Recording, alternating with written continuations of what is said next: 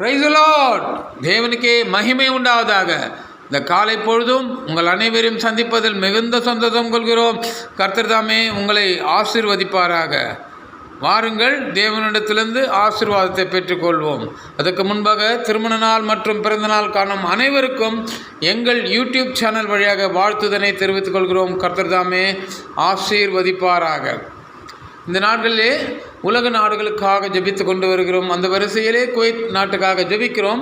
அதற்கு முன்பாக நம் தேசத்திலே தென்பகுதியிலே ஏற்பட்டுள்ள இந்த மழையின் காரணமாக அநேகர் பொருட்சேதங்கள் ஏற்பட்டிருக்கிறது. வீடு இடிந்து விழுந்திருக்கிறது, கார்கள் மற்றும் அநேக பொருட்கள் சேதமடைந்திருக்குது.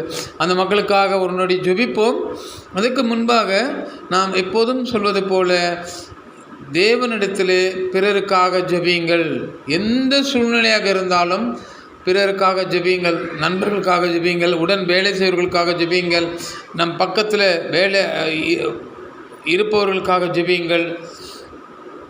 அப்புறம் நாட்டு மக்கள் எவ்வளோ வேதனையில் இருக்கிற அந்த நாட்களிலே, காரணம் இந்த தென்பகுதியில் ஏற்பட்ட இந்த மழையின் காரணமாக நிறைய பிரச்சனை, போராட்டங்கள் போய்கொண்டு இருக்கிறது. மறுபடியும் இந்த மக்கள் சமாதானத்தோடு இருக்கவும், அவர்கள் இழந்ததை இரட்டத்தனையாக திருப்பிக் கொள்ளவும் கர்த்தரோட பாதத்தை பிடித்து ஜெபிப்போம். கர்த்தர் நம் ஜெபத்தை கேட்பார் என்று விசுவாசிப்போம். கர்த்தர் இந்த நாட்களிலே நம் ஜெபத்தை கேட்டுக்கொண்டு வருகிறார். அப்போது எப்போவுமே அப்பா என்ன சொல்கிறாருன்னா, எப்போவுமே என்னிடத்துல நீ விசுவாசம் உள்ளவனாயிரு அப்படின்னு சொல்கிறாரு.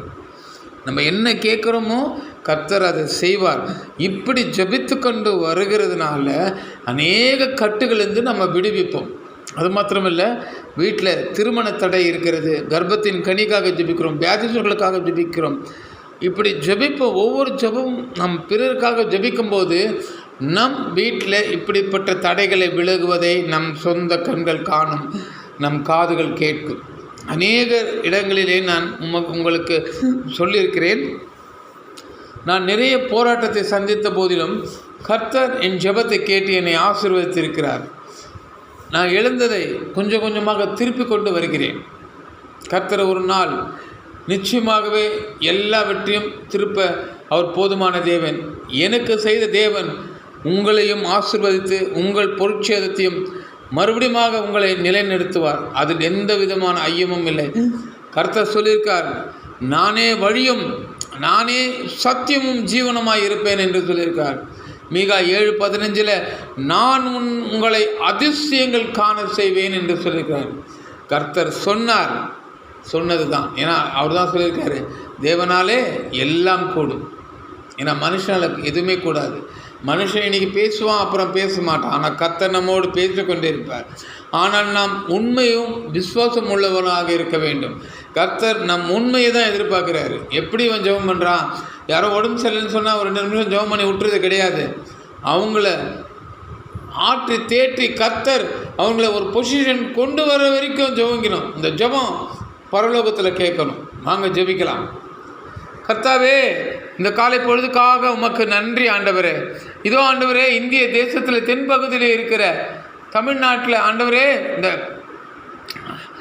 திருநெல்வேலி மாவட்டம், அப்புறம் கன்னியாகுமரி, திருச்செந்தூர், இப்படி அநேக பகுதிகளில் பயங்கரமான மழை பொழிந்து நிறைய சேதங்கள் ஏற்பட்டிருக்குதுப்பா. வீடுகள் இடிந்து விழுந்திருக்குப்பா. அப்பா, எல்லா கார்கள் பொருட்கள் அடித்து கொண்டு போய்விட்டதப்பா. அவர்கள் மிகவும் வேதனையாக இருக்கிறப்பா. ஆண்டவரே, அவர்களை மறுபடியும் எழும்பி கட்ட செய்யுங்க தகப்பனே.